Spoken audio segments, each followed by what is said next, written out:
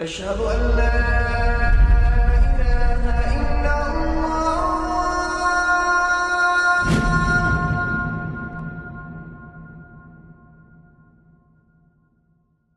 Raindrops media পরিবেশিত audio lecture series সিরাহ। এই সিরিজে আলোচিত হবে পৃথিবীর বুকে শ্রেষ্ঠতম মানুষ রাসূলুল্লাহ মুহাম্মদ সাল্লাল্লাহু আলাইহি ওয়াসাল্লামের জীবন কথা।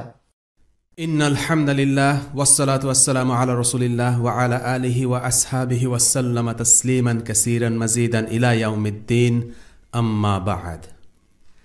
সিরা সিরিজে আমরা উহুদের যুদ্ধ পর্যন্ত আলোচনা করেছি। বদরের যুদ্ধ ছিল মুসলিমদের জন্য একটি সুস্পষ্ট বিজয়, যার ফলে পুরো আরবরাই মুসলিমদেরকে সমীহের চোখে দেখতে শুরু করে। অন্যদিকে উহুদের যুদ্ধে মুসলিমদের একটি বড়সড় বিপর্যয় হয়েছিল, যে কারণে মুসলিমদের অবস্থান কিছুটা পিছিয়ে যায়। যদিও এই যুদ্ধে কুরাইশরা সুস্পষ্টভাবে মুসলিমদের উপর আধিপত্য অর্জন করতে পারেনি, তবু তারা নানাভাবে এই যুদ্ধকে নিজেদের বিজয় হিসেবে প্রচার করতে থাকে। এই কাজে তাদের কবিরা বিভিন্ন কবিতায় কুরাইশদের গুণগান গাইতে থাকে। আমরা এর আগে বহুবার উল্লেখ করেছি, সে যুগে কবিতায় ছিল মিডিয়া। বর্তমানে আমরা দেখি বিভিন্ন বুদ্ধিজীবীরা কখনো ইনিয়ে বিনিয়ে, কখনো প্রকাশ্যে তাদের সমর্থিত রাজনৈতিক দল বা শক্তির গুণগান করে। এর মাধ্যমে তারা মানুষের কাছে সেই দলের সমর্থন বৃদ্ধি করার চেষ্টা করে, সামাজিক বৈধতা ও শ্রেষ্ঠত্বের পক্ষে যুক্তি হাজির করে। এই ধরনের প্রোপাগান্ডা সে সময়ও ছিল। কুরাইশদের একদল কবি ছিল যারা তাদের পক্ষের মিডিয়া কর্মী হিসেবে কাজ করত। উহুদের যুদ্ধের পর তারা কুরাইশদের পক্ষের মিডিয়া ক্যাম্পেইন করতে থাকে। তাদের জবাব দেবার জন্য মুসলিম কবিরাও কবিতা লিখতে থাকেন। মুসলিমদের মধ্যে যারা এই কাজে অগ্রগামী ছিলেন তারা হচ্ছেন হাসসান ইবিন সাবিত, আব্দুল্লাহ ইবিন রাওয়াহা এবং কাব ইবিন মালিক রাদিয়াল্লাহু আনহুম। হাসসান ইবিন সাবিত রাদিয়াল্লাহু আনহু প্রচণ্ড আক্রমণাত্মক ভাষায় কবিতা লিখতেন। তিনি কবিতার ভাষায় উহুদের ময়দানে কুরাইশদের কাপুরুষতার বর্ণনা দেন, কিভাবে তারা সেদিন পতাকা ফেলে যুদ্ধের ময়দান ছেড়ে পালিয়ে যাচ্ছিল সেই দৃশ্য তুলে ধরেন। এভাবে কবিতার মাধ্যমে উভয় পক্ষ জবাব পাল্টা জবাব দিয়ে মিডিয়ার যুদ্ধ জারি রাখে। অন্যদিকে আরবের কিছু গোত্র উহুদে মুসলিমদের পরাজয়ে বেশ খুশি হয়। তারা অনেকেই মদিনা আক্রমণ করার প্রস্তুতি নেয়। তারা আশা করছিল মুসলিমদের এই দুর্বলতার সুযোগে ইসলামকে চিরতরে শেষ করে দেয়া যাবে। এমনকি মুসলিমদের সাথে চুক্তিবদ্ধ কিছু গোত্র আদল এবং কররাহ এই দুটো মুসলিমদের দুর্বলতার সুযোগে ষড়যন্ত্র করা শুরু করে। এই গোত্রগুলো কেউই মদিনার বিরুদ্ধে সর্বাত্মক সামরিক হামলা চালানোর সুযোগ পায়নি, কিন্তু তাদের সেরকমই কিছুটা উদ্দেশ্য ছিল। অতর্কিতে হামলা চালিয়ে সর্বোচ্চ পরিমাণ ক্ষতি সাধন করার চেষ্টা করে এবং মদিনাবাসীকে ভীত সন্ত্রস্ত করার জন্য উঠে পড়ে লাগে তারা। অন্যদিকে মদিনা রাষ্ট্রে অভ্যন্তরীণ আরও একটি সমস্যা মাথাচাড়া দিয়ে ওঠে, আর সেটা হচ্ছে বনু নাজির গোত্র। তার আল্লাহ রসুল সাল্লাল্লাহু আলাইহি ওয়াসাল্লামকে হত্যা করার চেষ্টা চালায়, কিন্তু আল্লাহ রসুল সাল্লাল্লাহু আলাইহি ওয়াসাল্লামের কিছু তাৎক্ষণিক সামরিক পদক্ষেপ এবং রাজনৈতিক দূরদর্শিতার মাধ্যমে প্রতিটি বিদ্রোহ ও ষড়যন্ত্র দমন করা সম্ভব হয়। তাই উহুদ পরবর্তী বেশ কয়েক মাস অভ্যন্তরীণ সমস্যা মোকাবেলায় মুসলিমদের ব্যস্ত সময় কাটাতে হয়। আগামী 2 কিংবা 3 পর্বে আমরা উহুদ এবং খন্দকের মধ্যবর্তী ঘটনাগুলো নিয়ে আলোচনা করব ইনশাআল্লাহ। আজকে আমরা প্রথমে আলোচনা করব বনু আসাদের বিরুদ্ধে অভিযান নিয়ে। আরব উপদ্বীপে বিভিন্ন জায়গায় রাসূলুল্লাহ সাল্লাল্লাহু আলাইহি ওয়াসাল্লামের গোয়েন্দা বাহিনীর সদস্যরা সক্রিয় ছিল। তাদের দেয়া তথ্য থেকে রাসূলুল্লাহ সাল্লাল্লাহু আলাইহি ওয়াসাল্লাম জানতে পারলেন তুলাইহা আল আসাদের নেতৃত্বে বনু আসাদ গোত্র মদিনা আক্রমণের প্রস্তুতি নিচ্ছে। এই তুলাইহা আল আসাদের কাহিনী বেশ ইন্টারেস্টিং। তার পুরো নাম তুলাইহা ইবিন খুয়াইলিদ ইবিন নওফাল আল আসাদি। প্রথমে সে ছিল ইসলাম ও রাসূলুল্লাহর শত্রু, পরে সে মুসলিম হয়। কিন্তু আবার রাসূলুল্লাহ সাল্লাল্লাহু আলাইহি ওয়াসাল্লামের মৃত্যুর পর সে নিজেকে নবী হিসেবে দাবি করে বসে।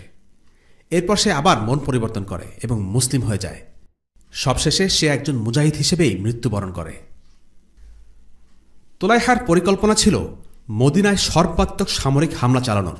তার স্বপ্ন ছিল মদিনার সম্পদ লাভ করবে এবং কুরাইশদের সাথে এক হয়ে মদিনা দখল করবে। কিন্তু রাসূলুল্লাহ সাল্লাল্লাহু আলাইহি ওয়াসাল্লাম তার আগেই তাদের উপর অতর্কিতে হামলা চালানোর সিদ্ধান্ত নেন। একে বলা হয় প্রিএমটিভ স্ট্রাইক। তিনি আবু সালামা রাদিয়াল্লাহু আনহুর নেতৃত্বে আনসার ও মুহাজিরদের সমন্বয়ে গঠিত 150 সৈন্যের একটি দল পাঠান। আবু সালামার হাতে জিহাদের পতাকা তুলে দিয়ে বলেন, বনু আসাদের ক্যাম্পে পৌঁছা পর্যন্ত তোমরা এগোতে থাকবে। তারা আক্রমণ চালানোর আগেই তাদের উপর হামলা চালাবে। মুহাররম মাসের এই অভিযানে অতর্কিত হামলায় বনু আসাদ তাদের গরু বাছুর রেখে পালিয়ে যায়। তাদের ধারণাই ছিল না মুসলিমরা তাদের উপর এভাবে হামলা করে বসবে। আবু সালামা রাদিয়াল্লাহু আনহু বিজয়ী হয়ে ফিরে আসলেন। আবু সালামা ইবনে আব্দুল আসাদ ছিলেন ইসলামের প্রথম যুগের একজন মুসলিম। উহুদের যুদ্ধে তিনি আহত হয়েছিলেন, কিন্তু এই অভিযান শেষে তার উহুদের জখম থেকে পুনরায় রক্তক্ষরণ শুরু হয় এবং তিনি আল্লাহর রাস্তায় শহীদ হন। এই অভিযানটি ছিল একটি সফল অভিযান। মুসলিমদের সামরিক তৎপরতা দেখে বনু আসাদ মদিনা আক্রমণের চিন্তা বাদ দেয় এবং মুসলিমদের সাথে শান্তি চুক্তি করে। আজকের দ্বিতীয় ঘটনা, খালিদ ইবনে সুফিয়ানি আল হুজালিকে হত্যা করার ঘটনা। এটি ছিল একটি গুপ্ত হত্যার অপারেশন। মুসলিমদের দুর্বল অবস্থার সুযোগে আরও একটি মুশরিক গোত্র মদিনা আক্রমণের ষড়যন্ত্র করছিল। তারা হল হুজাইল গোত্র এবং এর নেতৃত্বে ছিল খালিদ ইবনে সুফিয়ান আল হুজালি। সে মদিনা আক্রমণের জন্য প্রস্তুতি শুরু করে এবং যুদ্ধের জন্য সৈন্য সংগ্রহ করতে শুরু করে। এই লোকটা ছিল খুব প্রভাবশালী এবং এই যুদ্ধের মূল হোতা। রাসূলুল্লাহ সাল্লাল্লাহু আলাইহি ওয়াসাল্লাম সিদ্ধান্ত নিলেন, পুরো গোত্রের বিরুদ্ধে যুদ্ধে না গিয়ে শুধু এই লোকটাকে সরিয়ে দিতে পারলেই হুজাইল গোত্র নিষ্ক্রিয় হয়ে পড়বে। তিনি ডেকে পাঠালেন জুহাইনা গোত্রের আবদুল্লাহ ইবনে উনাইসকে। বললেন, আমি জানতে পারলাম খালিদ ইবনে সুফিয়ান আমাদের বিরুদ্ধে যুদ্ধের প্রস্তুতি নিচ্ছে। সে এখন আরিনায় আছে। তুমি তার কাছে যাবে এবং তাকে হত্যা করবে। আবদুল্লাহ ইবনে উনাইস জিজ্ঞেস করলেন, আমি তাকে কিভাবে চিনব? আপনি কি তার বর্ণনা দিতে পারেন? রাসূলুল্লাহ সাল্লাল্লাহু আলাইহি ওয়াসাল্লাম বললেন, তুমি যখন তাকে দেখবে ভয়ে কেঁপে উঠবে। কিন্তু আমি এই জীবনে কখনো কাউকে দেখে ভয় পাইনি। নবীজি বললেন, তুমি খালিদ ইবনে সুফিয়ানকে দেখোনি, তাকে দেখলে অবশ্যই তুমি ভয় পাবে। খালিদ ইবনে সুফিয়ান ছিল খুব শক্তিশালী এবং মারমুখী একটা লোক। অন্যদিকে আবদুল্লাহ ইবনে উনাইস ছিলেন খুব সাহসী, কাউকেই ভয় করতেন না। এই কাজের জন্য তাই আবদুল্লাহ ইবনে উনাইসই ছিলেন যোগ্য লোক। কাহিনীটা তার মুখে শোনা যাক। এরপর আমি তলোয়ার হাতে বেরিয়ে পড়লাম। চলতে চলতে একসময় আরিনা পৌঁছে গেলাম। সেখানে গিয়ে আমি তার দেখা পেলাম। তাকে দেখেই আমি কেঁপে উঠলাম। বুঝতে পারলাম যে এই লোকটি খালিদ ইবনে সুফিয়ান। তার সাথে কিছু মহিলা ছিল, তাদের জন্য সে তাঁবুর জন্য জায়গা খুঁজছিল। সময়টা ছিল আসরের ওয়াক্ত। আমি চিন্তায় পড়ে গেলাম, তার সাথে লড়াই করতে গিয়ে না আবার আসরের সালাত ছুটে যায়। আমি তাই তার কাছে যেতে যেতে ইশারায় সালাত আদায় করে ফেললাম। রুকু আর সিজদা করছিলাম মাথা নেড়ে, ইশারায়। শেষ পর্যন্ত আমি তার মুখোমুখি হলাম। সে আমাকে জিজ্ঞেস করল, কে তুমি? আমি বললাম, আমি একজন আরব বেদুইন। শুনেছি মুহাম্মাদের বিরুদ্ধে আপনি যুদ্ধের পরিকল্পনা করছেন, তাই আমি আপনার সাথে যোগ দিতে এসেছি। ঠিকই শুনেছ, আমি তার বিরুদ্ধে যুদ্ধের পরিকল্পনা করছি। এভাবে তার সাথে কিছুক্ষণ হাঁটাহাঁটি করলাম। এরপর সুযোগ পুছে দিলাম তলোয়ার দিয়ে এক কোপ। আসার সময় দেখি তার সাথে মহিলারা উপর হয়ে কান্নাকাটি করছে। এরপর আমি মদিনায় চলে আসলাম। রাসূলুল্লাহ সাল্লাল্লাহু আলাইহি ওয়াসাল্লাম আমাকে দেখে বললেন, আহ, এই মুখ উজ্জ্বল হোক। আমি বললাম, আমি তাকে হত্যা করেছি ইয়া রাসূলুল্লাহ। রাসূলুল্লাহ সাল্লাল্লাহু আলাইহি ওয়াসাল্লাম বললেন, হ্যাঁ, তুমি তাকে হত্যা করেছ এবং আমি জানি তুমি সত্য বলছ। এরপর রাসূলুল্লাহ সাল্লাল্লাহু আলাইহি ওয়াসাল্লাম তার বাসা থেকে একটা লাঠি নিয়ে আমাকে দিলেন। আমি লাঠি নিয়ে চলে আসলাম। আমার বন্ধুরা জিজ্ঞেস করল, ইবনে উনাইস, তোমাকে আল্লাহ রসুল লাঠিটা কেন দিলেন? তা তো জানি না, তিনি শুধু আমাকে লাঠিটা দিলেন। আমার বন্ধুরা বলল, আরে তুমি জিজ্ঞেস করবে না? যাও, তুমি জিজ্ঞেস করে আসো কেন তোমাকে লাঠিটা দিয়েছেন। আমি আল্লাহ রসুলের কাছে ফিরে গিয়ে এই ব্যাপারে জিজ্ঞেস করলাম। তিনি বললেন, শেষ বিচারের দিনে এই লাঠি হবে তোমার এবং আমার মধ্যকার একটি চিহ্ন। সেদিন অল্প কিছু লোকের সাথেই ভর দেবার মতো কোনো সম্বল থাকবে। আবদুল্লাহ বিন উনাইস লাঠিটি তার তলোয়ারের সাথে বেঁধে নিলেন, আর কোনোদিন সেই লাঠি হাতছাড়া করেননি, সব সময় নিজের কাছে রাখতেন। তিনি যখন মারা গেলেন তার লাঠিটিও কবর দিয়ে দেয়া হয়েছিল। তার ইচ্ছা ছিল শেষ বিচারের দিনে রাসূলুল্লাহ সাল্লাল্লাহু আলাইহি ওয়াসাল্লাম এবং তার মধ্যকার চিহ্ন হিসেবে লাঠিটি যেন তার সাথে থাকে। কেননা রাসূলুল্লাহ সাল্লাল্লাহু আলাইহি ওয়াসাল্লাম বলেছিলেন, সেদিন অল্প কিছু লোকের সাথেই ভর দেবার মতো কোনো সম্বল থাকবে। আলেমদের মত হল, সেই কিছুটা হলো মানুষের আমল, যার উপর তারা ভরসা করতে পারবে। এরপরের ঘটনাটা মর্মান্তিক। আর রাজির মিশন। এই মিশনে আল্লাহ রাসূল সাল্লাল্লাহু আলাইহি ওয়াসাল্লাম রাজি নামক স্থানে 10 জনের একটি ছোট্ট দল প্রেরণ করেন। কারো কারো মতে এই দলটি পাঠানোর উদ্দেশ্য ছিল শত্রুদের ব্যাপারে তথ্য সংগ্রহ করা। তবে ইতিহাসবিদ আল ওয়াকিদি বলেছেন ভিন্ন কথা। তিনি বেশ জোর দিয়ে বলেছেন, আল্লাহ রসুল এই দলটি পাঠিয়েছিলেন কাররাহ এবং আদুল এই দুই গোত্রের অনুরোধে। তারা রাসূলুল্লাহ সাল্লাল্লাহু আলাইহি ওয়াসাল্লামের কাছে এসে বলেছিল, আমরা ইসলাম গ্রহণ করতে ইচ্ছুক, আপনি আমাদের কাছে কয়েকজন সাহাবীকে পাঠিয়ে দেন, আমরা তাদের কাছে দ্বীন বুঝব, কোরআন শিখব এবং ইসলামের হুকুম আহকাম সম্পর্কে জানতে পারব। রাসূলুল্লাহ সাল্লাল্লাহু আলাইহি ওয়াসাল্লাম আসিম ইবনে সাবিত আল আকলার নেতৃত্বে 10 জন সাহাবীর একটি ছোট্ট দল তাদের কাছে পাঠিয়ে দিলেন। কিন্তু কাররা ও আদুল দুটো গোত্র মিথ্যে বলেছিল। আল ওয়াকিদির মতে খালিদ ইবনে সুফিয়ানকে হত্যা করার পর হুযাইল গোত্রের একটি উপগোত্র বনু লাইহান প্রতিশোধ পরায়ণ হয়ে ওঠে। তারা এই দুটো গোত্রকে ঘুষের বিনিময়ে রাসূলুল্লাহ সাল্লাল্লাহু আলাইহি ওয়াসাল্লামের সাথে প্রতারণা করে কিছু সাহাবীকে আটক করার প্রস্তাব দেয়, যেন তারা এই সাহাবীদেরকে কুরাইশদের কাছে বিক্রি করে দিতে পারে। কাররা ও আদুল গোত্র দুটো প্রস্তাবে রাজি হয়। আল্লাহ রাসূল সাল্লাল্লাহু আলাইহি ওয়াসাল্লাম সাহাবীদের 10 জনের একটি দলকে তাদের কাছে পাঠান ইসলাম শিক্ষা দেওয়ার জন্য। আসিম ইবনে সাবিতের নেতৃত্বে এই দলটি উসফান ও মক্কার মাঝামাঝি বনু লাইহান গোত্রের ভূমিতে যখন পৌঁছল, তখন প্রায় 100 জনের তীরন্দাজ বাহিনী তাদেরকে ঘিরে ধরে। আসিম ইবনে সাবিত রাদিয়াল্লাহু আনহু বুঝতে পারলেন তাদের সাথে বিশ্বাসঘাতকতা করা হয়েছে। যান বাঁচানোর জন্য তারা একটা ছোট্ট পাহাড়ে পালিয়ে গেলেন। মুশরিকদের পক্ষ থেকে তাদের বলা হল, যদি তোমরা আত্মসমর্পণ করো তোমাদেরকে ছেড়ে দেওয়া হবে। মুসলিমদের আমির আসিম রাদিয়াল্লাহু আনহু বুঝলেন তারা মিথ্যা বলছে, যদি ছেড়ে দেয়া হয় তাহলে আটক করা কেন? আসিম ইবনে সাবিত রাদিয়াল্লাহু আনহু তাদের কথায় টললেন না, বললেন, মুশরিকদের অঙ্গীকারে আমরা বিশ্বাস করি না। আর এই বলে আসিম একের পর এক তীর ছুড়তে লাগলেন। একে একে সবগুলো তীর শেষ হয়ে গেল, রয়ে গেল কেবল একটি তলোয়ার। এরপর আসিম আল্লাহর কাছে দোয়া করলেন, জীবিত থাকতে তোমার জন্য লড়েছি হে আল্লাহ, মরে যাবার পর তুমি আমার দেহকে সুরক্ষিত রেখো। এরপর তিনি তলোয়ার হাতে লড়ে গেলেন শত্রুর সাথে। দুজনকে হত্যা করলেন, একজনকে আহত করলেন। যুদ্ধ করতে করতে একসময় তার তরবারি ভেঙে গেল। বনু লাইহানের লোকেরা তাকে হত্যা করল। ইসলামের এক নির্ভীক সৈনিক আসিম ইবনে সাবিত রাদিয়াল্লাহু আনহু শহীদ হলেন। কেন তিনি আল্লাহর কাছে তার দেহকে সুরক্ষিত করার জন্য দোয়া করেছিলেন? এর পেছনে একটি ঘটনা আছে। একটি কারণ হল, বনু লাইহানের লোকেরা মুসলিমদের হত্যা করে তাদের দেহ বিবস্ত্র করছিল।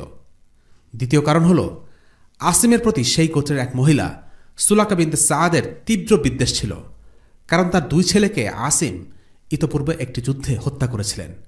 সেই মহিলা শপথ করেছিল, কেউ যদি আসিম রাদিয়াল্লাহু আনহুর মাথা কেটে তার কাছে নিয়ে আসতে পারে তবে সে আসিমের খুলিতে মদ পান করবে, বিনিময়ে হত্যাকারীকে 100 উট দিয়ে পুরস্কৃত করবে। কিন্তু আল্লাহ তাআলা আসিম রাদিয়াল্লাহু আনহুর দোয়া কবুল করেছিলেন। তার মৃতদেহ রক্ষার জন্য এক ঝাঁক মৌমাছি পাঠালেন। যখনই কেউ তার মৃতদেহের কাছে যেতে চাচ্ছিল, তখনই সেই মৌমাছির দল তাদের উপর চড়াও হচ্ছিল। তারা ভাবল পরের দিন এসে লাশ নিয়ে যাবে, কিন্তু সে রাতেই প্রবল বৃষ্টিতে তার মৃতদেহ ভেসে যায়। আল্লাহ তার বান্দাকে মর্যাদাহানি থেকে রক্ষা করলেন এবং তাকে শহীদ হিসেবে কবুল করলেন। আল্লাহ চাইলে বৃষ্টির পানি অবুঝ মৌমাছিও মুমিনদের জন্য বন্ধু হয়ে যায়। আর রাজিতে মুসলিমদের সাথে মুশরিকদের তেমন কোনো যুদ্ধই হয়নি, কারণ মুসলিমদের সংখ্যা ছিল মাত্র 10 জন আর মুশরিকরা ছিল সব মিলিয়ে 200 জন। তবু মুসলিমদের 10 জনের মধ্যে 7 জন যোদ্ধাই যুদ্ধ করে শহীদ হয়ে গেলেন, বাকি থাকলেন 3 জন। পালিয়ে যাওয়া অথবা শত্রুদের সাথে পেরে ওঠা কোনোটাই তাদের পক্ষে সম্ভব ছিল না। তাই বাঁচবার আশায় তারা অস্ত্র ছেড়ে আত্মসমর্পণ করতে রাজি হলেন। কিন্তু অস্ত্র ফেলে দেওয়ার সাথে সাথে তাদেরকে আক্রমণ করে দড়ি দিয়ে বেঁধে ফেলা হল। আব্দুল্লাহ ইবনে তারিক রাদিয়াল্লাহু আনহু বুঝতে পারলেন এবারও তাদেরকে ধোঁকা দেয়া হয়েছে। তিনি কোনোভাবে দড়ির মধ্য থেকে হাত বের করে তলোয়ার দিয়ে শত্রুদের আক্রমণ করার চেষ্টা করলেন, কিন্তু তারা ছিল নাগালের বাইরে। শত্রুরা এরপর তাকে পাথর ছুঁড়ে হত্যা করল। তিনিও শহীদ হয়ে গেলেন। বাকি ছিলেন 2 জন, খুবাইব ইবনে আদি রাদিয়াল্লাহু আনহু এবং যায়েদ ইবনে আদ-দিসিনা রাদিয়াল্লাহু আনহুমা। তাদেরকে বনু লাইহান কুরাইশদের কাছে বিক্রি করে দিল। কুরাইশরা তাদেরকে হত্যা করার সিদ্ধান্ত নিল। তবু আবু সুফিয়ান তাদেরকে টলাবার জন্য যেন জিজ্ঞেস করল, আচ্ছা, তোমাদেরকে ইচ্ছে হয় না যেন আজকে তোমাদের জায়গায় মুহাম্মদ থাকতো আর তোমরা তোমাদের পরিবারের সাথে নিরাপদে থাকতে? এই প্রশ্নটি যখন আবু সুফিয়ান তাদেরকে জিজ্ঞেস করছে, তখন তারা বন্দী, পালানোর কোনো পথ নেই, লড়াই করেও বেঁচে যাবার কোনো সুযোগ নেই। তারা একদম মৃত্যুমুখে দাঁড়িয়ে আছে, যখন নিজের জীবনটাকে পৃথিবীর অন্য সবকিছুর চাইতে দামি মনে হয়। কিন্তু তারা উত্তর দিলেন, না, আল্লাহর কসম করে বলছি, আমরা মরতে রাজি, কিন্তু আল্লাহ রসুলের গায়ে মদিনার একটি কাটা বৃত্তেও দিতে রাজি নই। আমরা পরিবার পরিজন নিয়ে নিরাপদে থাকবো, আর আল্লাহ রসুলের গায়ে একটা টোকা লাগবে, তা হতে দেব না। এই কথা শুনে আবু সুফিয়ান যেন কিছুটা অভিভূত হল। সে বলল, আমি এমন মানুষ আগে কখনো দেখিনি যারা তাদের নেতাকে এতটা ভালোবাসে। সম্মানিত শ্রোতা, একটু থমকে দাঁড়িয়ে ভাববার সময় এসেছে, ভেবে দেখার সময় এসেছে রাসূলুল্লাহ সাল্লাল্লাহু আলাইহি ওয়াসাল্লামকে সাহাবীরা কতটা ভালোবাসতেন। শত্রুরাও এই ভালোবাসার স্বীকৃতি দিতে বাধ্য হয়েছে বারবার। ভালোবাসা মানে এই নয় যে রাত দিন আল্লাহ রসুল সাল্লাল্লাহু আলাইহি ওয়াসাল্লামকে নিয়ে শুধু কথা হবে, মিলাদ মাহফিল হবে। আল্লাহ রসুল সাল্লাল্লাহু আলাইহি ওয়াসাল্লামকে ভালোবাসা মানে হলো তার দেখানো পথে চলা, যত কষ্টই হোক। সাহাবীরা শরীরের রক্ত দিয়ে বুঝিয়ে গেছেন তাদের হৃদয়ে নবীজির জন্য কতটা গভীর ভালোবাসা ছিল। শত্রুরা পর্যন্ত মেনে নিতে বাধ্য হয়েছে মুহাম্মাদের প্রতি সাহাবীদের ভালোবাসা নজিরবিহীন। যখন তাদেরকে জিজ্ঞেস করা হলো, তোমাদের জায়গায় তোমরা না থেকে মুহাম্মাদ থাকতো, এটাই কি ভালো হতো না? তখন তারা শুধু এটাই বলতে পারতেন, না। কিন্তু তারা ইচ্ছে করেই নবীজির প্রতি তাদের ভালোবাসা কাফিরদের সামনে দরদের সাথে প্রকাশ করেছেন। তারা বলেছেন, আমরা বেঁচে থাকতে নবীজির গায়ে একটা কাঁটাও ফুটতে দেব না। এটা ছিল নবীজির প্রতি সাহাবীদের ভালোবাসার একটি চমৎকার দৃষ্টান্ত। শেষ পর্যন্ত এই দুই সাহাবীকে হত্যা করা হয়। খুবাইব রাদিয়াল্লাহু আনহুকে কুরাইশরা নির্মমভাবে শুলে চড়িয়ে হত্যা করে। হত্যার আগে তাকে আল হারিসের বাড়িতে রাখা হয়। সে সময় কোনো কারাগার ছিল না। খুবাইব রাদিয়াল্লাহু আনহু বদরের যুদ্ধে আল হারিসকে হত্যা করেছিলেন। আল হারিসের ছেলেরা চাইল খুবাইবকে হত্যা করে পিতা হত্যার প্রতিশোধ নেবে। বন্দী খুবাইব রাদিয়াল্লাহু আনহু আল হারিসের এক মেয়েকে বললেন, আপনি কি আমার জন্য একটি ব্লেড এনে দিতে পারবেন? আমি নিজেকে মৃত্যুর জন্য প্রস্তুত করতে চাই। খুবাইব নাভির নিচের অংশ পরিষ্কার করতে চাচ্ছিলেন। এটি একটি সুন্নাহ। মহিলা তার বাচ্চাকে দিয়ে তার কাছে একটি ব্লেড পাঠিয়ে দিল। এভাবে বেশ খানিকক্ষণ কেটে গেল। খুবাইব রাদিয়াল্লাহু আনহুর সাথে বাচ্চাটির বেশ ভালো সম্পর্ক গড়ে উঠেছিল, এত ভালোই যে বাচ্চাটি তার কোলে উঠে বসে থাকে। সেই মহিলার হঠাৎ হুঁশ হল তার বাচ্চার কোনো হদিস নেই। তড়িঘড়ি করে এসে সিঁড়ি ভেঙে এসে সে দেখল তার বাচ্চা খুবাইবের কোলে বসা, আর খুবাইব রাদিয়াল্লাহু আনহুর হাতে সেই ব্লেড। এই দৃশ্য দেখে মহিলা আতঙ্কে জমে গেল। তার বাবার হত্যাকারী খুবাইবের হাতে ব্লেড আর কোলে তার বাচ্চা। খুবাইব রাদিয়াল্লাহু আনহু তাকে অভয় দিয়ে বললেন, ভয়ের কিছু নেই, আপনি যে আশঙ্কা করছেন সেরকম কিছুই আমি করব না ইনশাআল্লাহ। এখানে শিক্ষণীয় বিষয় হল, খুবাইব রাদিয়াল্লাহু আনহু জানতেন তাকে হত্যা করা হবে, কিন্তু এজন্য তিনি বাচ্চাটিকে হত্যা করে তার প্রতিশোধ নেয়ার কোনো চেষ্টা করেননি। যদিও চাইলে তিনি তা করতে পারতেন। ইচ্ছে করে নিরাপরাধ কাউকে হত্যা করা একজন মুসলিমের জন্য সঙ্গত নয়। একজন মুসলিম কখনো ব্যক্তিগত আক্রোশ থেকে কোনো কাফিরকে হত্যা করে না, কারণ জিহাদ কেবল আল্লাহর জন্য। খুবাইবের এই আচরণে সেই মহিলা খুব মুগ্ধ হয়েছিলেন। তিনি বলেছেন, ওনার চেয়ে ভালো কোনো কয়েদি আমি কখনো দেখিনি। আমি তার রুমে গিয়ে দেখতাম তিনি প্লেট ভর্তি আঙ্গুর খাচ্ছেন, অথচ মক্কার কোথাও তখন আঙ্গুর পাওয়া যেত না। আমি নিশ্চিত ওই আঙ্গুরগুলো ফেরেশতাদের কাছ থেকে এসেছে। শুলে চড়ানোর আগে তিনি 2 রাকাত সালাত আদায় করতে চাইলেন। তাকে সেই সুযোগ দেয়া হল। মৃত্যুর আগের শেষ কাজ, চাইলে তিনি লম্বা চড়া করে সালাতটা পড়ে মৃত্যুর সময়টা কিছুটা বিলম্ব করতে পারতেন। খুবাইব তা করেননি। সালাত শেষ করে তিনি তাদেরকে ফিরে বললেন, তোমরা আমাকে মৃত্যু ভয়ে ভীত হবার অপবাদ না দিলে আমি 2 রাকাত সালাত আরও দীর্ঘ করতাম। খুবাইব ছিলেন একজন মর্যাদাবান মানুষ। কাফিররা বলবে খুবাইব ভয়ের কারণে লম্বা সালাত আদায় করছে, এই ধরনের কথা বলার কোনো সুযোগ তিনি তাদেরকে দেননি। মৃত্যুর আগে 2 রাকাত সালাত আদায়ের এই সুন্নাহ খুবাইব রাদিয়াল্লাহু আনহুই প্রচলন করেছিলেন। মৃত্যুর আগে তিনি দোয়া করে যান, হে আল্লাহ, এদেরকে গুনে গুনে হত্যা করুন, একজনকেও ছাড়বেন না। আরেক বন্দী যায়েদ ইবনে আদ-দিসিনাকে কিনে নেয় সফওয়ান ইবনে উমাইয়া। পিতৃহত্যার প্রতিশোধে সে যায়েদকে হত্যা করে। আর রাজির মিশনের 10 জনের প্রত্যেকে মৃত্যুবরণ করলেন। মুনাফিকরা বলাবলি করতে লাগল, এদের ভাগ্যটাই খারাপ, না পারল তারা পরিবারের সাথে থাকতে, না পারল যুদ্ধে জিততে, এভাবে মরে গিয়ে কী লাভ? ইনিয়ে বিনিয়ে এটাই বলতে চাচ্ছিল যে এই 10 জনের জীবন ব্যর্থ। অভিযান তো সফল হলই না, বরং তাদের নিজেদের জীবনটাই হারালো। বাড়িতে বসে থাকলে কাজের কাজ হতো। এই মুনাফিকদের ব্যাপারে আল্লাহ আজ্জা ওয়া জাল আয়াত নাজিল করেছেন। ومن الناس من يعجبك قوله في الحياة الدنيا ويشهد الله على ما في قلبه وهو ألد الخصام।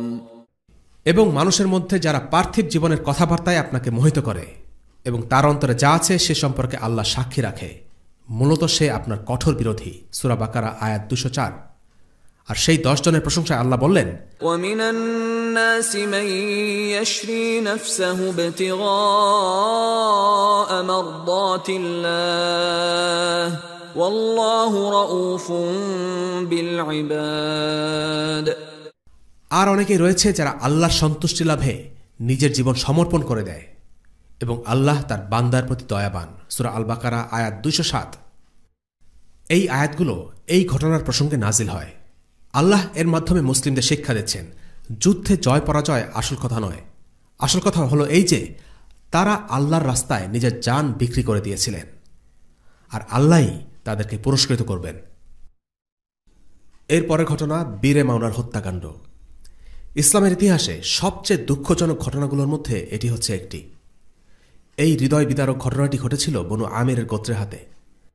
এই গোত্রটি ছিল মধ্য আরবের নজদ এলাকার। বনু আমর গোত্রের নেতৃস্থানীয় এক লোকের নাম আমির ইবনে আত-তুফাইল। সে গোত্রের নেতা ছিল না, তবে গোত্রে তার বেশ প্রভাব ছিল। সে ছিল কিছুটা মাথামোটা টাইপের।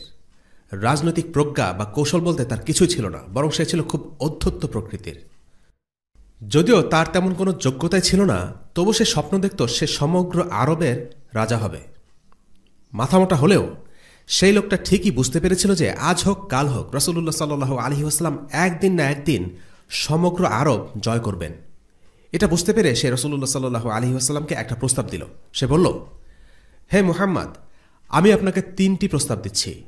প্রথম প্রস্তাব হচ্ছে, আপনি এই শহরের রাজা হবেন এবং আমি হব বেদুইনদের শাসনকর্তা।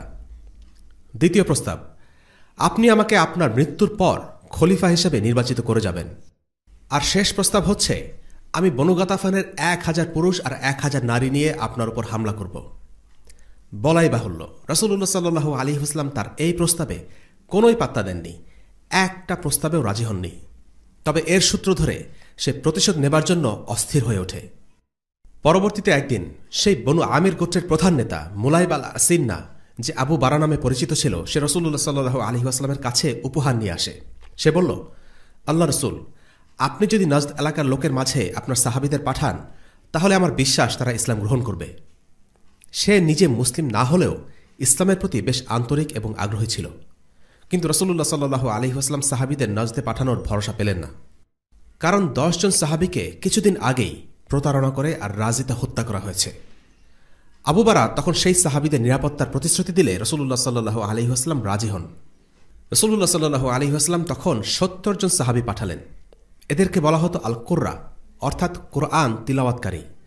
তারা দিনের বেলা কাঠ বিক্রি করে জীবিকা নির্বাহ করতেন আর রাতের বেলা কিয়ামুল লাইলে কোরআন তিলাওয়াত করতেন। এটাই ছিল তাদের জীবনযাপনের ধরন। নজদে ইসলামের দাওয়াত দেবার জন্য তাদের পাঠানো হল। আমির ইবনে আত-তুফাইল ছিল গোত্রনেতা আবু বারার ভাতিজা। সাহাবীদের আগমনের খবর শুনে তার মাথা খারাপ হয়ে গেল। সে কিছু একটা করার জন্য অস্থির হয়ে গেল। প্রথমে সে গেল তার নিজ গোত্রের বনু আমিরের কাছে। তাদেরকে প্রস্তাব দিল মুসলিমদের উপর তারা হামলা করবে। তারা রাজি হল না। তারা তাদের গোত্রের প্রধান নেতা আবু বারার বিরুদ্ধে কিছুই করতে চাইল না। এরপর সে একই প্রস্তাব নিয়ে বনু সুলাইম গোত্রের কাছে গেল। বনু সুলাইমের লোকেরা রাজি হল। তারা 70 জন সাহাবীর উপর হামলা চালানোর সিদ্ধান্ত নিল।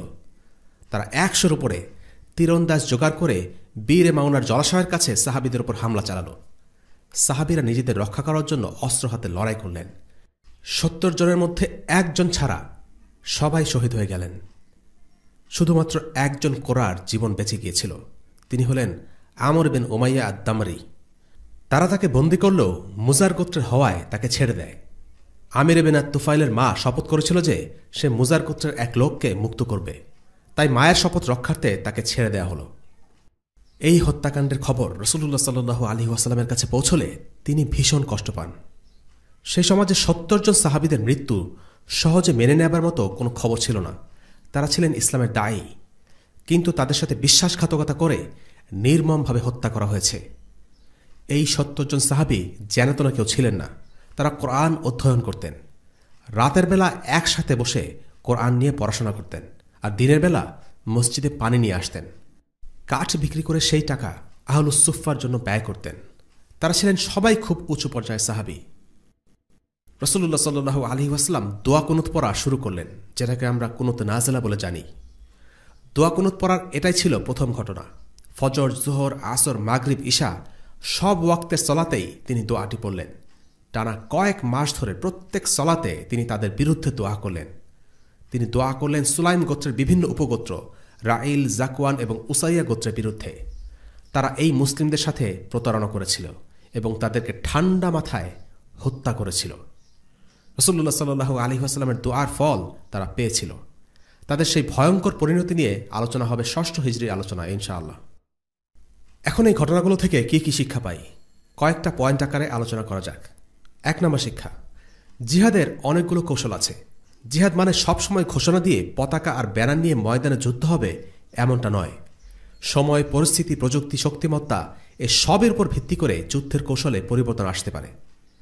অতর্কিতে হামলা করে শত্রুকে অপ্রস্তুত ও ভীত সন্ত্রস্ত করে ফেলা ছিল রাসূলুল্লাহ সাল্লাল্লাহু আলাইহি ওয়াসাল্লামের যুদ্ধের একটি নিয়মিত কৌশল। এভাবে তিনি শত্রুর মনে ভয় ধরিয়ে দিতেন এবং মনস্তাত্ত্বিকভাবে দুর্বল করে দিতেন। বনু আসাদ গোত্র ভাবতেই পারেনি তারা আক্রমণ করার আগে মুসলিমরা তাদের উপর এসে এভাবে প্রচণ্ড হামলা চালাবে, অথচ এরাই কিনা মাত্র উহুদে পরাজিত হয়ে ফিরে এসেছে। এই আক্রমণে পর্যদস্ত হয়ে তারা শেষ পর্যন্ত মুসলিমদের সাথে চুক্তিতে ফিরে যেতে বাধ্য হয়। ২ নম্বর শিক্ষা, গোপনীয়তা বজায় রাখা খুবই গুরুত্বপূর্ণ একটা ব্যাপার। তথ্য হচ্ছে এক প্রকার আমানত, আর যুদ্ধ সংক্রান্ত তথ্য হলে সেটার গুরুত্ব আরও অনেক বেশি। তথ্যকে কখনো হেলাফেলা করা ঠিক না। আমরা অনেক সময় খুব হালকা মনে করে বিভিন্ন কথা সবাইকে বলে ফেলি, পরবর্তীতে বিষয়টি অনেকের সমস্যার কারণ হয়ে দাঁড়ায়। কাজেই তথ্যকে একটি আমানত হিসেবে নিতে হবে এবং যথাযথ প্রাপকের কাছে পৌঁছে দিতে হবে। বনু আসাদের ক্ষেত্রে আমরা দেখেছি মুসলিমরা তাদের আক্রমণের খবর আগেই পেয়ে যায়, কিন্তু বনু আসাদ মুসলিমদের আক্রমণের ব্যাপারে একদমই আঁচ করতে পারেনি। এটা সম্ভব হয়েছে এই কারণে যে সাহাবীরা তথ্যের গুরুত্ব বুঝতেন। একটি আপাত নিরীহ তথ্য যুদ্ধের ময়দানে বিশাল পার্থক্য গড়ে দিতে পারে, তাই এই ব্যাপারটি মুসলিমদের গুরুত্বের সাথে নিতে হবে। ৩ নম্বর শিক্ষা, সমস্যাকে সঠিকভাবে চিহ্নিত করা এবং সমস্যার প্রকৃতি অনুধাবন করা রাজনৈতিক প্রজ্ঞার একটি অংশ। বনু হুযাইল গোত্রের ক্ষেত্রে আমরা দেখেছি আল্লাহ রাসূল সাল্লাল্লাহু আলাইহি ওয়াসাল্লাম খালিদ বিন সুফিয়ানকে গোপনে হত্যা করিয়েছেন। কেন? এর কারণ হল অহেতুক রক্তপাত বন্ধ করা। খালিদ বিন সুফিয়ানের পুরো গোত্রের সাথে যুদ্ধ না করে শুধু তাদের নেতা খালিদকেই হত্যা করা হয়েছিল।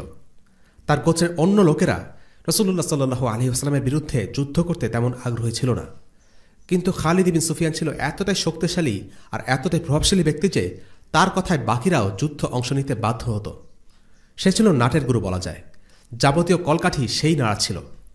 রাসূলুল্লাহ সাল্লাল্লাহু আলাইহি ওয়াসাল্লাম বুঝতে পেরেছিলেন যে যদি তাকে সরিয়ে দেওয়া যায় তাহলে পুরো গোত্র নিষ্ক্রিয় হয়ে পড়বে, এবং তিনি তাই করেছিলেন। ফলে হুযাইল গোত্র যুদ্ধের চিন্তা ছেড়ে দেয়। সঠিক ব্যক্তিকে সঠিক সময়ে হত্যা করার মাধ্যমে পুরো বিষয়টা মোটামুটি রক্তপাতহীনভাবে সমাধান হয়ে যায়। এ থেকে আমরা দেখি নবীজি সাল্লাল্লাহু আলাইহি ওয়াসাল্লাম সকল শত্রুর সাথে একই কৌশল অবলম্বন করতেন না। তিনি শত্রুদের মাত্রা ও শত্রুদের পক্ষ থেকে সম্ভাব্য পদক্ষেপ কী হতে পারে সেটার উপর ভিত্তি করে সিদ্ধান্ত নিতেন। শত্রুদের ব্যাপারে তাদের জ্ঞান ছিল, কে তাদের মূল হোতা, কে যুদ্ধের দিকে প্ররোচনা দিচ্ছে, এই ব্যাপারগুলো নবীজি জানতেন। কার বিরুদ্ধে কী পদক্ষেপ নিলে কেমন প্রতিক্রিয়া হতে পারে এই বিষয়গুলো তিনি বিবেচনায় রাখতেন। কাজেই মুসলিমদের উচিত তাদের শত্রুদের ব্যাপারে জানা, স্টাডি করা, তাদের আদর্শ ও নীতি সম্পর্কে ধারণা রাখা, যেন সঠিক পন্থায় তাদের সামাল দেয়া সম্ভব হয়। ৪ নম্বর শিক্ষা, সুন্নাহর প্রতি সাহাবীদের দৃষ্টিভঙ্গি আমাদের মতো ছিল না। তারা সুন্নাহকে গুরুত্বের সাথে নিতেন। আমরা অনেক সময় একটি কাজ এই ভেবে ছেড়ে দেই যে এটা তো একটা সুন্নাহ মাত্র, অথচ সাহাবীরা এই ভেবে কাজটি ছাড়তেন না যে এটা তো রাসূলুল্লাহর সুন্নাহ। খুবাইবের ক্ষেত্রে আমরা দেখি যে যখন তিনি কুরাইশদের হাতে বন্দী, মৃত্যু দরজায় কড়া নাড়ছে, কিছুদিন পরে তাকে হত্যা করা হবে, এমন সময়েও তিনি রাসূলুল্লাহ সাল্লাল্লাহু আলাইহি ওয়াসাল্লামের সুন্নাহ পরিত্যাগ করতে চাননি, আর তাই নাভির নিম্নাংশ পরিষ্কার করার জন্য ব্লেড চেয়েছিলেন। সাহাবীরা কোনো সুন্নাহকে ছোটখাটো মনে করতেন না, তারা সব সুন্নাহ পালনে সচেষ্ট ছিলেন। একটা ঘটনা আছে যেখানে রাসূলুল্লাহ সাল্লাল্লাহু আলাইহি ওয়াসাল্লাম কোনো এক জায়গায় গিয়ে উটের উপরে চড়ে ডান দিকে তাকিয়েছিলেন। সাহাবীরা সেখানে গিয়ে ঠিক ডান দিকেই তাকাতেন। তারা এই লেভেলে রাসূলুল্লাহ সাল্লাল্লাহু আলাইহি ওয়াসাল্লামকে অনুসরণ এবং অনুকরণ করতেন। 5 নম্বর শিক্ষা, কাবার রবের কসম, আমি সফল হয়েছি। বীরে মাওনার মিশনে মুসলিমদের আমির ছিলেন হারাম ইবনে মিলহান রাদিয়াল্লাহু আনহু। তাকে হঠাৎ করেই হত্যা করা হয়েছিল। তিনি যখন দাঁড়িয়ে কথা বলছিলেন তখন আমির ইবনে আত-তুফাইল এক লোককে ইশারায় হত্যা নির্দেশ দেয়। যে লোকটিকে ইশারা করা হয়েছিল তার নাম জব্বার। জব্বার হঠাৎ করে হারাম রাদিয়াল্লাহু আনহুর পেছন দিক দিয়ে বর্ষা দিয়ে আঘাত করল। বর্ষার ফলা হারাম ইবনে মিলহান রাদিয়াল্লাহু আনহুর বুক ভেদ করে বের হয়ে এলো। হারাম রাদিয়াল্লাহু আনহু তখন বলে উঠলেন, ফুস্তু ওয়া রাব্বিল কাবা, কাবার রবের শপথ, নিশ্চয়ই আমি সফল হয়েছি। মৃত্যু যন্ত্রণায় কাতর রক্তাক্ত এক লোক, আর সে কিনা বলছে সে সফল হয়েছে। এই কথার অর্থ কি? ঘটনাস্থলে উপস্থিত সবাই বিস্মিত, তাদের চোখে মুখে অবিশ্বাস। তারা বিশ্বাসই করতে পারছিল না যে একটা মানুষ মারা যাচ্ছে আর সে বলছে সে সফল। এই কথাগুলো হত্যাকারী জব্বারের জন্য ছিল একটা বিরাট ধাক্কা। সে পরবর্তীতে মুসলিম হয়েছিল। তার মুসলিম হবার কাহিনী সে নিজেই বর্ণনা করেছে। আমি পেছন থেকে তাকে বর্ষা দিয়ে আঘাত করে হত্যা করলাম, আর সে বলে উঠল, কাবার রবের শপথ, আমি সফল হয়েছি। আমি খুব অবাক হলাম, সে এই কথা কেন বলল। অন্যদের কাছে জিজ্ঞেস করলাম এই কথা দিয়ে সে আসলে কি বোঝাতে চেয়েছে। তারা বলল, তিনি শহীদ মৃত্যু লাভ করেছেন, তাই নিজেকে সফল বলেছেন। তারা আমাকে বুঝিয়ে দিল শহীদ মানে কি। আমি সব শুনে বললাম, সে ঠিকই বলেছে, আসলেই সে সফল হয়েছে। এই ঘটনার সূত্র ধরেই জব্বার মুসলিম হয়ে যায়। হারাম ইবনে মিলহান রাদিয়াল্লাহু আনহু ছিলেন একজন শহীদ এবং একই সাথে একজন দাঈ। মৃত্যুর সময় তার বলা কথাগুলো ছিল ইসলামের দিকে দাওয়াত। মৃত্যুর মুহূর্তেও তিনি মানুষকে ইসলামের দিকে আহ্বান করে গেছেন। আর তার বলা কথাগুলো অনুধাবন করতে পেরে খোদ হত্যাকারী ইসলাম গ্রহণ করে। সুবহানাল্লাহ। আমাদের এরপরে 6 নম্বর শিক্ষা হচ্ছে আব্দুল্লাহ ইবনে উনাইস রাদিয়াল্লাহু আনহুর সালাত থেকে শিক্ষা। আব্দুল্লাহ ইবনে উনাইস ছিলেন একটি গুপ্ত হত্যার অপারেশনে। তিনি ভয়ে কাঁপছেন, কিন্তু ঠিকই হেঁটে হেঁটে সালাত আদায় করেছেন। সালাতের ব্যাপারে সাহাবীদের এতটুকু ঢিলেমি ছিল না। সাহাবাদের দাজ্জালের ব্যাপারে সাবধান করতে গিয়ে একবার বলা হলো যে সে সময়ের এক একটি দিন এক একটি বছরের সমান হবে। তখন সাহাবাদের প্রথম প্রশ্নটি ছিল, 1 বছরের সমান দিনে তারা কিভাবে 5 ওয়াক্ত সালাত আদায় করবেন? একটি দিন কিভাবে 1 বছরের সমান হতে পারে? সে আলোচনা বা কুতর্কে তারা যাওয়ার চেষ্টাই করেননি। অথচ এটাই আমরা সচরাচর করে থাকি। আমরা অতি সামান্য অজুহাতে অসুস্থতায় সালাত ছেড়ে দিই কিংবা কাজা করি। অথচ আব্দুল্লাহ ইবনে উনাইস রাদিয়াল্লাহু আনহু এর চাইতেও শতগুণ কঠিন পরিস্থিতিতে সালাত আদায় করতে ভুলেননি। 7 নম্বর শিক্ষা। আর রাজি এবং বীরে মাওনার ঘটনা থেকে এই কথা স্পষ্ট যে আল্লাহ রাসূল সাল্লাল্লাহু আলাইহি ওয়াসাল্লামের গায়েব কিংবা ভবিষ্যতের ব্যাপারে কোনো জ্ঞান ছিল না। গায়েব সম্পর্কে তিনি ঠিক ততটুকুই জানতেন যতটুকু আল্লাহ তাকে জানিয়েছেন। যদি তিনি জানতেন তাকে ধোঁকা দেয়া হবে এবং এভাবে এতগুলো মুসলিমকে নির্মমভাবে হত্যা করা হবে, তাহলে তিনি কখনোই সাহাবীদেরকে এভাবে ছেড়ে দিতেন না। মুসলিমদের মধ্যে একটি দল মনে করে আল্লাহ রাসূল সাল্লাল্লাহু আলাইহি ওয়াসাল্লামের গায়েবের জ্ঞান ছিল। সত্য হচ্ছে গায়েবের ব্যাপারে আল্লাহ তাকে যতটুকু জানিয়েছেন ততটুকুই তিনি জানতেন, এর বেশি নয়। আল্লাহ তাআলা বলেন, قل لا أملك لنفسي نفعا ولا ضرا إلا ما شاء الله ولو كنت أعلم الغيب لاستكثرت من الخير وما مسني السوء إن أنا إلا نذير وبشير لقوم يؤمنون। বলো, আল্লাহ যা ইচ্ছা করেন তাছাড়া আমার নিজের ভালো বা মন্দ করার কোনো ক্ষমতা নেই।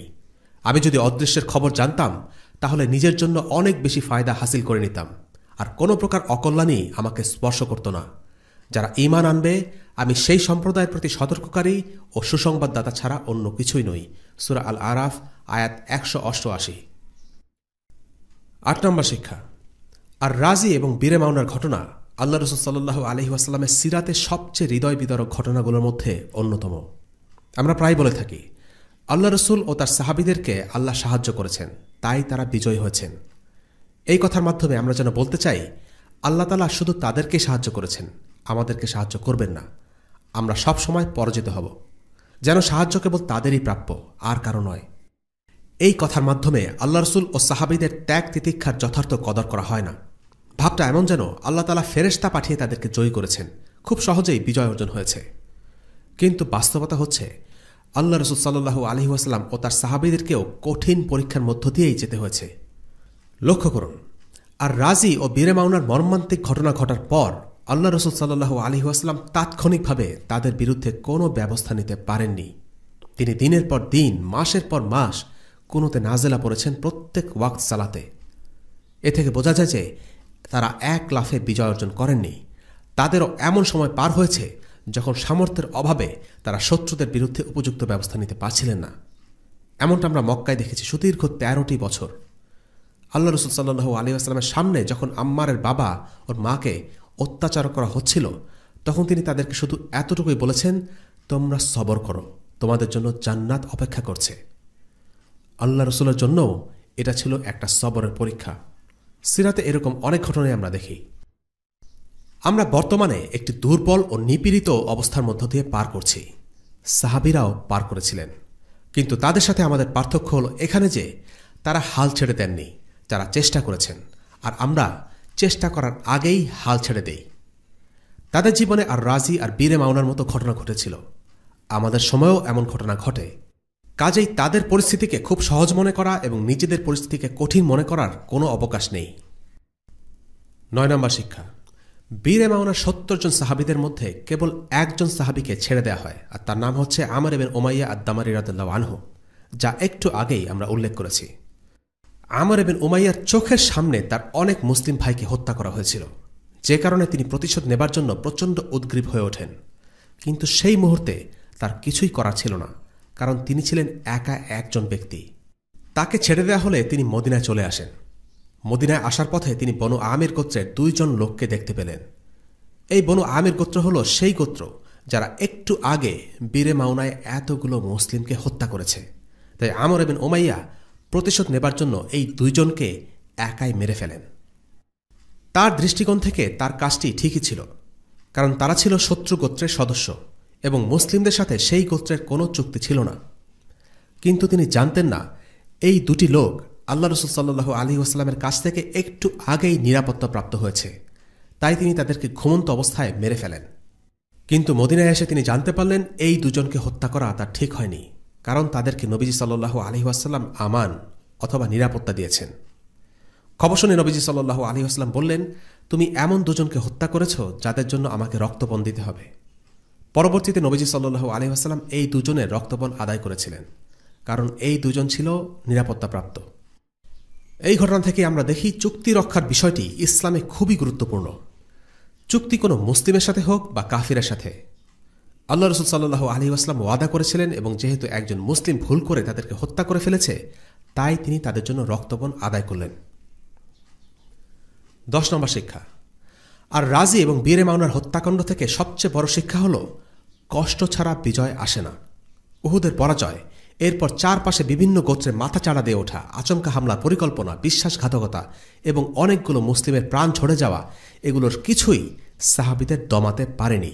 তারা জানতেন এই ত্যাগ, এই রক্তের মাধ্যমে বিজয় আসবে। সবকিছুরই একটা মূল্য আছে, আর বিজয়েরও মূল্য আছে। তাই ইসলামের ইতিহাসে পরাজয়গুলো হলো মূল্য, আর বিজয়গুলো হলো সেই মূল্যের প্রাপ্তি। বীরে মাউনার দুর্বৃত্তদের বিরুদ্ধে মুসলিমরা তাৎক্ষণিকভাবে কোনো সামরিক পদক্ষেপ না নিতে পারলেও অন্য পদক্ষেপ নেন। বীরে মাউনার হত্যাকাণ্ডের মূল হোতা আমির ইবনে আত-তুফাইলের বিরুদ্ধে হাসসান ইবনে সাবিত রাদিয়াল্লাহু আনহু ব্যাপক মিডিয়া ক্যাম্পেইন শুরু করেন।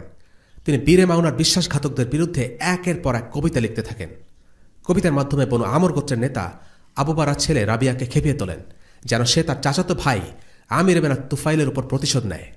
কেননা এই আমির ইবনে আত-তুফাইল তার বাবার বিরুদ্ধাচারণ করে মুসলিমদের হত্যা করেছে। পুরো বিষয়টা আবু বারার জন্য বেশ মানহানিকর ছিল। হাসসানের লেখা কবিতা আরবদের মুখে মুখে ছড়িয়ে যায়। রাবিয়ার মর্যাদা প্রশ্নের মুখে পড়ে যায়। কিভাবে সে তার পিতা আবু বারার অপমানে চুপ থাকতে পারে? সে সিদ্ধান্ত নেয় আমিরকে মেরে হত্যা করবে। হত্যার উদ্দেশ্যে সে তরবারি নিয়ে আমিরকে আঘাত করে। আমির আহত হয়, তবে বিষয়টা আর বেশি দূর গড়ায় নেই। আমির বিন তুফাইল পরবর্তীতে বাজে ধরনের প্লেগ রোগে আক্রান্ত হয়। একসময় যে আরব জয় স্বপ্ন দেখত, সে আমির একসময় মানসিক ভারসাম্য হারিয়ে ফেলে। প্লেগ সংক্রমণের ভয়ে সবাই তাকে পরিত্যাগ করে। একাকী, ক্লান্ত আর হতাশ আমির পাগল অবস্থায় ধুকে ধুকে মারা যায়। এটাই ছিল তার করুণ পরিণতি। আজকের পর্বে এ নিয়ে আমরা 4টা ঘটনা আলোচনা করলাম। এই সবগুলোই ঘটেছিল হিজরি 4র্থ বর্ষে। এই পর্যায়ে আলোচনা করব হিজরি 4র্থ বর্ষের কিছু সামাজিক ঘটনা। প্রথম ঘটনা, রাসূলুল্লাহ সাল্লাল্লাহু আলাইহি ওয়াসাল্লামের উম্মুল মাসাকিনের সাথে বিয়ে। রাসূলুল্লাহ সাল্লাল্লাহু আলাইহি ওয়াসাল্লামের এই স্ত্রীকে জাহিলিয়াতের সময় থেকেই ডাকা হতো উম্মুল মাসাকিন বা গরিবের মা, কারণ তিনি গরিব লোকদের খোঁজ খবর রাখতেন, খাওয়া দাওয়া, টাকা পয়সা দিয়ে সাহায্য করতেন। তার আসল নাম হল জাইনাব বিনতে খুযাইমা রাদিয়াল্লাহু আনহা। তিনি হলেন বনু আব্দ মানফ গোত্রের। রাসূলুল্লাহ সাল্লাল্লাহু আলাইহি ওয়াসাল্লামের বিয়ের আগে জাইনাব রাদিয়াল্লাহু আনহা ছিলেন সাহাবী আব্দুল্লাহ ইবনে জাহাশের স্ত্রী। তিনি উহুদের যুদ্ধে শহীদ হয়েছিলেন। এরপর রাসূলুল্লাহ সাল্লাল্লাহু আলাইহি ওয়াসাল্লাম তাকে বিয়ে করে নেন। রাসূলুল্লাহ সাল্লাল্লাহু আলাইহি ওয়াসাল্লামের সাথে জাইনাব বিনতে খুযাইমার সংসার স্থায়ী হয় মাত্র 9 মাস। এরপর জাইনাব মারা যান, তাই তার ব্যাপারে খুব কমই জানা যায়। এই বিয়ের পেছনে রাসূলুল্লাহ সাল্লাল্লাহু আলাইহি ওয়াসাল্লামের উদ্দেশ্য ছিল সামাজিক কল্যাণ। উম্মার প্রতি আল্লাহ রাসূল সবসময় সহমর্মী ছিলেন। সাহাবীরাও চাইতেন না কোনো মহিলা স্বামী ছাড়া বা পরিবার ছাড়া থাকুক। ইসলামে বহুবিবাহ চালু রাখার পেছনে এটি একটি প্রজ্ঞা। দ্বিতীয় ঘটনা, উম্মে সালামা রাদিয়াল্লাহু আনহার সাথে বিয়ে। উম্মে সালামা রাদিয়াল্লাহু আনহা ছিলেন কুরাইশ বংশের বনু মাখজুম গোত্রের। তার আসল নাম হিন্দ বিনতে আবু উমাইয়া। ইনি সেই উম্মে সালামা যার কাছ থেকে হিজরতের সময় স্বামী সন্তানকে ছিনিয়ে নেওয়া হয়। সে কাহিনী আগে আলোচিত হয়েছে। তিনি ছিলেন আবু সালামা রাদিয়াল্লাহু আনহুর স্ত্রী। তারা ছিলেন ইসলামের প্রথম যুগের দম্পতি। দ্বীন ইসলামে আবু সালামার ছিল বর্ণাঢ্য ক্যারিয়ার। খুব অল্প কজন সাহাবী প্রথমে হাবাসায় এবং পরে মদিনায় এই 2 হিজরতের সুযোগ পান। আবু সালামা তাদেরই একজন। তিনি বদরে অংশ নেন, উহুদের যুদ্ধে আহত হন। উহুদের যুদ্ধে শরীরে ক্ষত সৃষ্টি হয়। সেই ক্ষতটি ভালো হয়ে উঠতে শুরু করে। এরপর তিনি বনু আসাদের অভিযানে নেতৃত্ব দেন, যা একটু আগে আমরা উল্লেখ করেছি। এই অভিযানে সেই ক্ষতস্থান গুরুতর আকার ধারণ করে এবং তাতে তার মৃত্যু হয়। এই দম্পতির মাঝে ছিল চমৎকার ভালোবাসার সম্পর্ক। একটা সময় তারা দুজনে অনেক কষ্টের মধ্যে সময় পার করেছিলেন। হয়তো সে কারণে তাদের মধ্যে সম্পর্ক গাঢ় হয়। কেমন ছিল তাদের ভালোবাসা, সেটা জানা যাক উম্মে সালামার মুখেই। একদিন উম্মে সালামা রাদিয়াল্লাহু আনহা তার স্বামীকে বলেন, শোনো, আমি রাসূলুল্লাহর কাছ থেকে একটা কথা শুনেছি। যদি কোনো মহিলার স্বামী মারা যায় আর তখন সে মহিলা যদি আর বিয়ে না করে আর তার স্বামী যদি জান্নাতে চায়, তাহলে আল্লাহ তাদের দুজনকে জান্নাতে একত্রিত করবেন। আমি চাই আমি মারা গেলে তুমি আর কোনো বিয়ে করবে না, আর তুমি মারা গেলে আমিও বিয়ে করব না। আবু সালামা রাদিয়াল্লাহু আনহু বললেন, আমি তোমাকে যেটা বলি সেটা তুমি শুনবে? আমি যদি মারা যাই তুমি আরেকটা বিয়ে করে নিও। এরপর তিনি আল্লাহর কাছে দোয়া করলেন, হে আল্লাহ, আমার মৃত্যুর পর তুমি আমার চাইতে ভালো কারোর সাথে উম্মে সালামার বিয়ে দিও, যে তাকে কষ্ট দেবে না, তার কোনো ক্ষতি করবে না। যখন আবু সালামা মারা গেলেন তখন উম্মে সালামা বলতেন, আবু সালামার চেয়ে ভালো মানুষ আমি আর কোথায় পাব। এই মৃত্যুর কিছুদিন পরেই উম্মে সালামার দরজায় কড়া নাড়ল আবু সালামা থেকেও উত্তম একজনের প্রস্তাব। তিনি হলেন রাসূলুল্লাহ মুহাম্মদ সাল্লাল্লাহু আলাইহি ওয়াসাল্লাম। উম্মে সালামা রাদিয়াল্লাহু আনহাকে বিয়ে করার জন্য আবু বকর রাদিয়াল্লাহু আনহু প্রস্তাব দিয়েছিলেন। তিনি তাকে ফিরিয়ে দেন। উমর ইবনে খাত্তাব রাদিয়াল্লাহু আনহুর প্রস্তাবও উম্মে সালামা ফিরিয়ে দেন।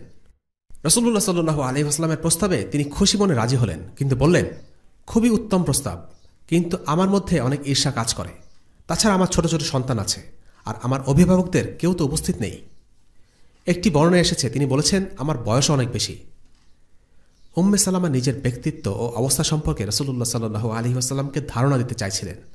তিনি বলতে চাইছিলেন তিনি কিছুটা অভিমানী গোছের, তাই রাসূলুল্লাহ সাল্লাল্লাহু আলাইহি ওয়াসাল্লামের অন্য স্ত্রীদের নিয়ে তার মধ্যে ঈর্ষা কাজ করতে পারে। এছাড়া তার ছোট ছোট ছেলে মেয়ে রয়েছে, যাদের দেখাশোনা করা রাসূলুল্লাহ সাল্লাল্লাহু আলাইহি ওয়াসাল্লামের জন্য বোঝা হতে পারে।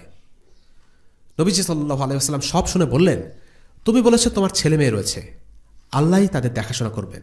তুমি ঈর্ষার কথা বলেছ, আমি আল্লাহর কাছে দোয়া করি তিনি যেন তা দূর করে দেন। আর তোমার ওয়ালিরা অনুপস্থিত হলেও তাদের কেউই আমাকে প্রত্যাখ্যান করতেন না। আর বয়সের কথা বলছ, আমি তোমার চাইতেও বয়স্ক। খুব সহজ এবং সাদামাটা কথাবার্তার পর তাদের বিয়ে হয়ে গেল। কোনো জটিলতা নেই, কোনো আদিক্ষেতা নেই, লোক দেখানোর কিছু নেই। এভাবেই তারা বিয়ে করতেন। উম্মে সালামার ছেলে সালামা এই বিয়েটি পড়িয়ে দিলেন। বিয়ের পর উম্মে সালামা রাদিয়াল্লাহু আনহাকে আল্লাহ রাসূল সাল্লাল্লাহু আলাইহি ওয়াসাল্লাম বললেন, আমি তোমাকে সেই পরিমাণ আসবাবপত্র দেব যতটুকু জাইনবকে দিয়েছি। তোমাকে আমি 2টো জাতাকল, 2টো মাটির কলস এবং একটি পাতা দিয়ে ঠাসা চামড়ার বালিশ দেব। রাসূলুল্লাহ সাল্লাল্লাহু আলাইহি ওয়াসাল্লাম ছিলেন তখন একটি রাষ্ট্রের অধিপতি। চাইলেই বিভিন্ন যুদ্ধ থেকে প্রাপ্ত গনিমতের মালের একটা বড় অংশ তার পরিবারের জন্য ব্যয় করতে পারতেন। কারও কিছু বলার থাকত না। পৃথিবীর শ্রেষ্ঠ মানুষ, আল্লাহর নবী হিসেবে আরামদায়ক জীবনযাপন তো তারই প্রাপ্য, কিন্তু তিনি একান্তই সাদামাটা ছিমছাম জীবন বেছে নিয়েছিলেন। বিয়ে হল, কিন্তু উম্মে সালামার কোলে তখন আবু সালামার সন্তান বাররাহ।